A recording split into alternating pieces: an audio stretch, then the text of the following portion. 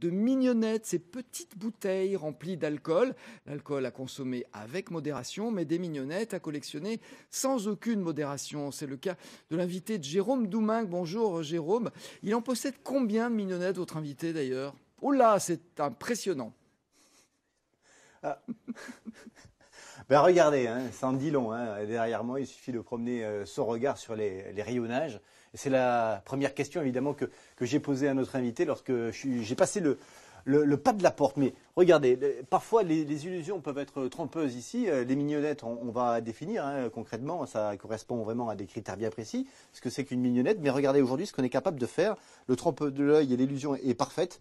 Ici, on a l'impression d'être en présence d'un flacon de parfum et pourtant, c'est bien écrit dessus, c'est de la liqueur de vodka avec des petites paillettes d'or. La question qui est la vôtre et qui était la mienne il y a quelques minutes lorsque j'ai rencontré Éric Debias ici dans son antre, c'était évidemment combien? Parce que quand on rentre, là, les murs sont tapissés de toutes ces mignonnettes. Alors Éric, combien? Environ 16 000.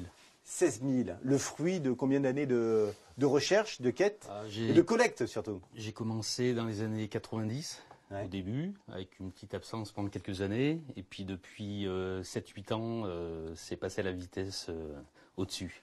Éric, tout de suite, d'emblée, il faut déterminer ce qu'on appelle une mignonnette. Ces petites bouteilles, ces échantillons, ces doses, elles correspondent à des critères bien précis.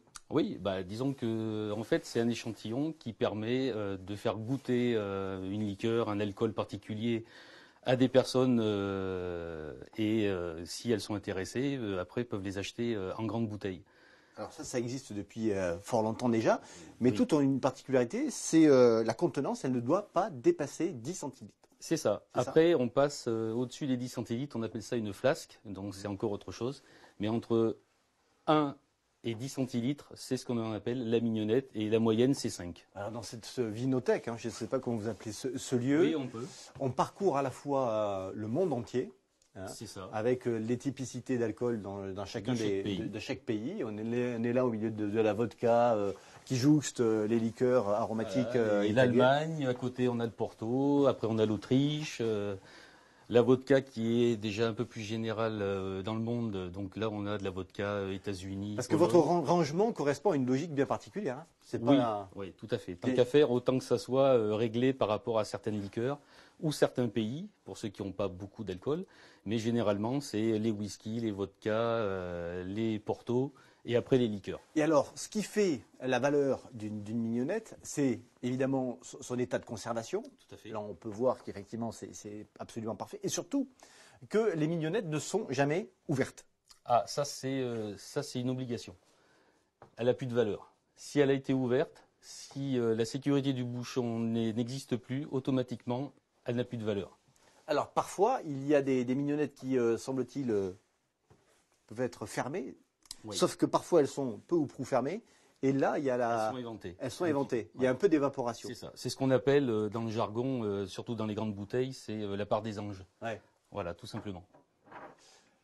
Alors, on va parcourir un petit peu du regard ces étalages. Hein. C'est, encore une fois, c'est assez surprenant. 16 000. Vous n'avez pas d'équivalent en France, c'est pas possible. Certainement qu'il doit y en avoir, mais comme en France, c'est un petit peu secret au niveau des collections. Je sais qu'il en existe certainement qui en ont un petit peu plus. Après, dans le monde, on a des collectionneurs qui peuvent monter jusqu'à plus de 50 000. Vous en avez croisé, évidemment. Alors, j'en ai croisé et je vais en croiser dans très peu de temps, d'ailleurs. Parce que vos voyages ne sont pas dénués d'intérêt. Lorsque vous parcourez le monde, il faut que, évidemment, ça coïncide avec une bourse, une convention d'échange, c'est ça? Alors, peut-être pas automatiquement, mais c'est vrai que si je vais dans un pays où je sais que je vais trouver matière à me faire plaisir, éventuellement, c'est sûr, moi, ça va être mon petit côté perso. Après, effectivement, l'année dernière, je suis parti aux États-Unis, j'ai fait un peu le rêve de beaucoup de collectionneurs, c'est-à-dire j'ai fait la convention à Saint-Louis, où ça réunit le gratin des collectionneurs du monde entier. Et là, on fait bien sûr des connaissances et on fait des achats, on fait des échanges, autant verbaux que matériels. Avec toujours la recherche de l'élément manquant, évidemment. Hein. Toujours. Moi, Jérôme. Toujours, dans la mesure où, quand on commence à avoir une collection, ben forcément, il y a des séries. Et quand on a une série de 10, on veut la 11e, si elle existe, et la 12e. Et c'est infini. Dites-moi, Oui, Alain, Jérôme, parmi ces 16 000 mignonnettes, moi j'aimerais savoir dites-moi. quelles sont celles qui sont le plus chères au cœur de votre invité, ces trésors. Alors là, il faut bien comprendre que là, on se trouve dans un garage qui était dévolu à une époque à accueillir 2 voitures. C'est plus le cas, on a bien compris. Et que donc, au-dessus, il y a la maison d'habitation. Oui. Et là, c'est le Saint des Saints. Alors, on ne va pas vous la montrer, hein, cette partie-là qui est entièrement réservée, mais on a demandé à Eric de nous extraire des pièces assez rares et précieuses à ses yeux, comme par exemple ce petit Elvis Presley. Alors, on croit tous que c'est un santon de Provence, C'est ça. mais ce n'est pas le cas, puisque la tête est le bouchon, c'est ça? Alors la tête, c'est le bouchon.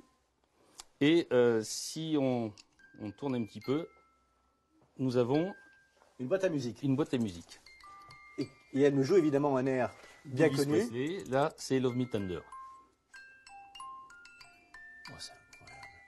Et ça vient des États-Unis, évidemment. Donc ça vient des Memphis, États-Unis et celle-là, je l'ai achetée à Las Vegas. à Las Vegas.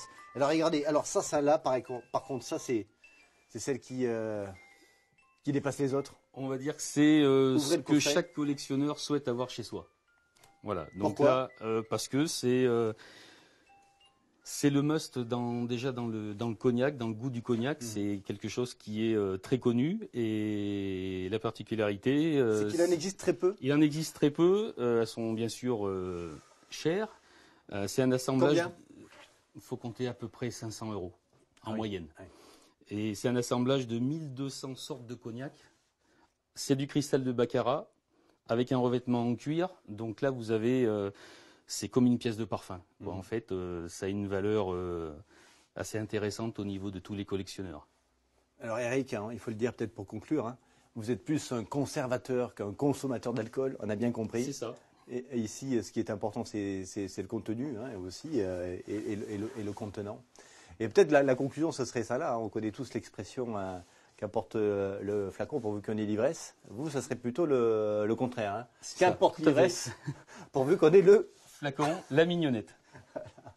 Merci beaucoup. Eric. Je vous en de prie, nous avoir merci. accueillis chez vous dans cette Avec entrée assez plaisir. particulière. Avec Merci. plaisir. Merci, Jérôme, merci à retraité. Moi j'ai commencé une collection, j'en ai 3 déjà, et il faut bien un début. Dans quelques